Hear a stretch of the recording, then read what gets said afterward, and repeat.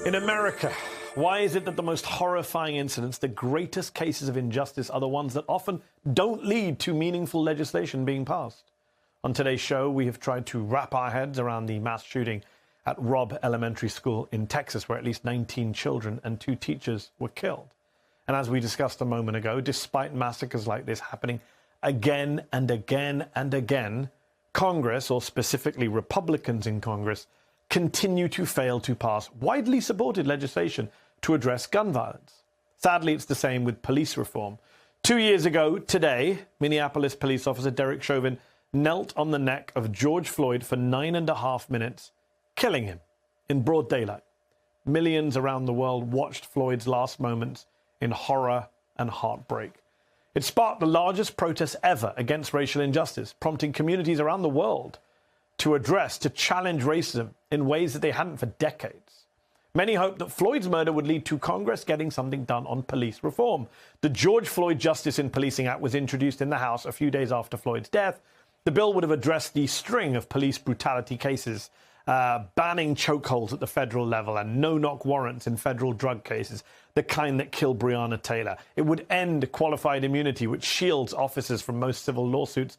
It would create a national registry of police misconduct, among many other things. It passed through the House with a majority exactly a month after Floyd's death. And then it went to the graveyard that is the Senate. The same happened again to it in 2021. So where are we now? Where are we on police reform 2 years on from George Floyd's horrific murder? And what does the story of one man, his death, and the fight over legislation in his name tell us about America's history of racism? What does it tell us about how we make political progress on our biggest challenges? How do we ever get real change in this country? A new book, His Name is George Floyd, One Man's Life and the Struggle for Racial Justice, draws on over 400 interviews and 2 years of politics to help us better understand. Joining me now to discuss their new book are its 2 award-winning authors, Washington Post reporters Robert Samuels and Tolu Olurunipa. Thank you both for joining me. Robert, let me start with you. Why was it important to you and Tolu to write this book? There's obviously been so much coverage around since he was killed, since George Floyd was murdered 2 years ago. Was something missing in the narrative around his story?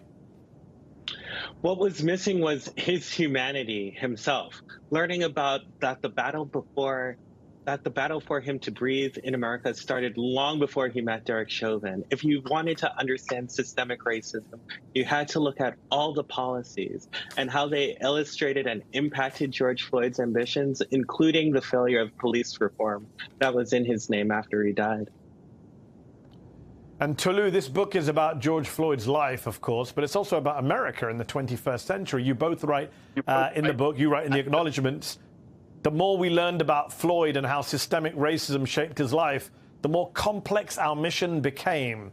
Tell us about that. How did systemic racism shape his growing up?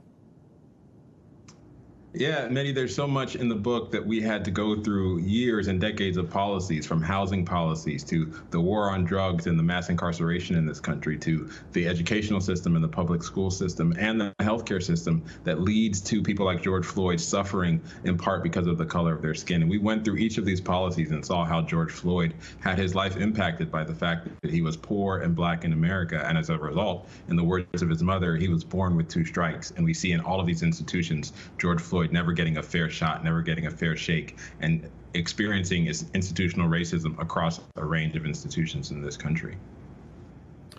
Robert, last year when the guilty verdict for Derek Chauvin was announced, President Biden spoke about the George Floyd Justice in Policing Act. It shouldn't take a whole year to get this done, he said. And yet here we are. In your book, you talk about the struggles in the Senate to make certain compromises on the bill to help it pass. You make a very unfortunate but very timely comparison, writing, quote, "It became clear that this piece of legislation would not be a law that captured the public's original desire for urgent change, if it even passed at all. It risked dying a slow death, hardly different from the continued attempts to pass broadly popular measures on gun control." Robert, you have the George Floyd murder, countless other police killings. You have mass shootings in Texas, in Buffalo against black people there, and yet no meaningful action. Why?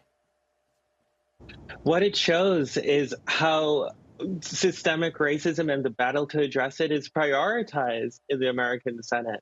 You know, in the book, we have quotes from Senator Tim Scott, whose aides participated, and they said when they looked at the nuances of the law that the devil was in the details. One of the things we need to understand in this country is that the demons of systemic racism continue to exist, and that if we don't acknowledge and confront it, there are millions of people who will be like George Floyd. And when we say that, we don't mean in terms of a police officer kneeling on his neck.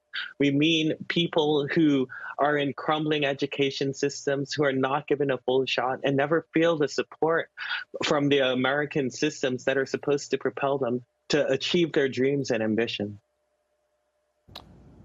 Tolu, I think it's chapter 14 in your book, talks about hope. And I want to ask you, your book came out shortly after the racist-inspired mass shooting in Buffalo. We just had another mass shooting in a school. We're on the second anniversary of the Floyd murder and no sign of any meaningful legislation. Were you able to find areas for hope while writing this book?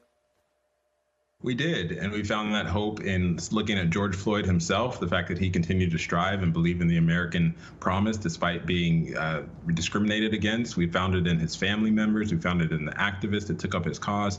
Black Americans have had reasons to give up on this country for hundreds of years, and they haven't, and in part because they continue to hope that this country will live up to its promise one day, and they hope in some of the progress that has been made, even though sometimes the progress comes in fits and starts. There is hope that things will get better over time, and that's power of the perseverance of the Black American spirit, and we wanted to reflect that in the book as well.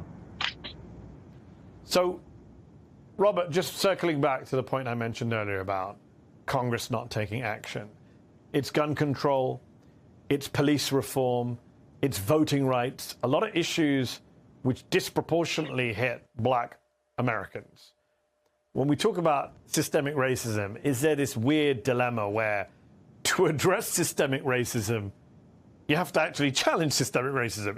It's the reason systemic racism is not being dealt with is because the system can't deal with it because it's part of the same problem.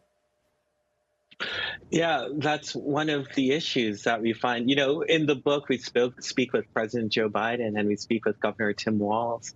And Tim Walz tells us that the perennial issue is that you have a group of people, largely white people, who still want to debate the nuances about whether or not something's racist, who will feel that there's something about feeling shamed that should be ignored. But what we see over the course of the book, when we speak with hundreds of people, including other family members of the Floyd family and other people who've lost their lives to police, you see the urgent need for change, the fact that people are existing, thinking that tomorrow might be their son and daughter's last day. We saw that in what happened in Buffalo.